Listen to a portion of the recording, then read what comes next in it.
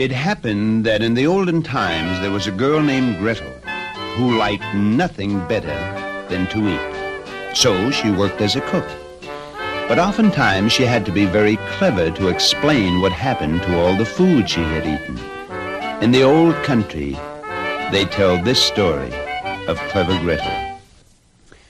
One day, Gretel's master came to the kitchen and said, "Gretel, for dinner we are having tonight a guest, and you will be so kind as to cook for us 2 chickens, as nice as you can."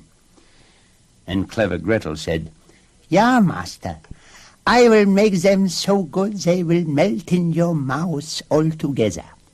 So Gretel prepared the chickens and put them over the fire to roast. And soon they were getting nicely brown.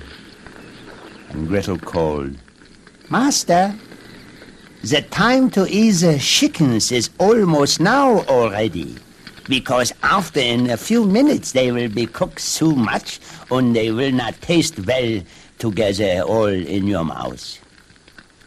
And the master said, "Ach, the guest is late. I myself will run out and get him."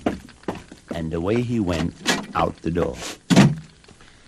Now, sitting alone by the fire and basting the chickens with butter, Gretel began to get extremely hungry. "Oh, my goodness. Oh, what wonderful chickens. Gee, I never saw such beautiful chickens in my whole life. Look at the way they look. I cannot stand to look at them altogether. Oh, what lovely chickens. Phew. It's a shame nobody should taste them before they cook too long and spoil the whole juiciness from them. And what if the master can't find the guest even?" And deciding that, she cut off a chicken wing and quickly ate it. Then she turned the chicken to baste it some more. "I really don't know what is the matter. It doesn't look right to me. It's what we say here, cockeyed. It's all lopsided."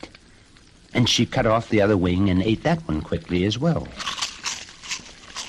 But now Gretel had to turn the chicken again. And as she ladled more butter on the golden skin, she said hungrily, "Oh, so juicy, so juicy. And by the time my master returns, it may be drier than a bone. And that wouldn't be right for the chicken." So she ate the whole chicken. While she was still smacking her lips and licking her fingers, she began to take pity on the second chicken, naturally. And she said, "Well, what is right for one is right also for the other one. Well, where one is, there should be the other be too, one where that one is." And so she seized the other chicken and ate every single bit of it.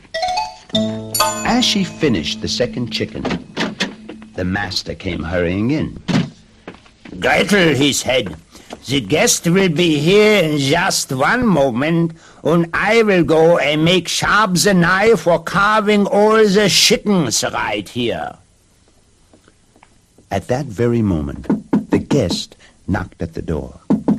And clever Gretel hurried to open it, and before he could even step inside, she whispered, "Run away, run away, because something terrible is happening what they are planning inside. Do you know what is happening inside? My master is planning to cut off your ears. Listen, do you hear?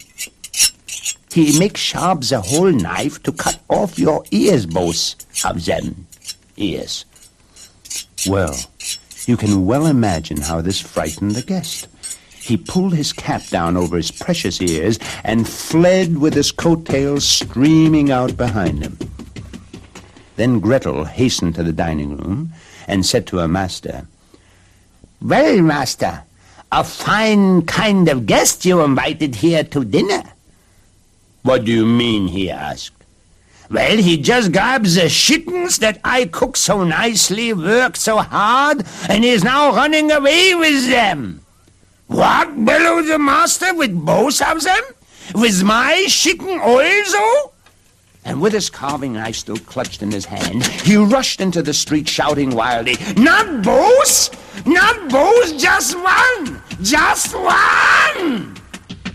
But the frightened guest only ran faster because, of course, he thought the master was asking for just one ear.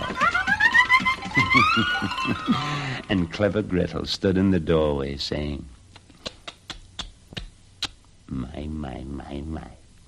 And she smoothed her apron and smiled and went back to the kitchen to look for some dessert.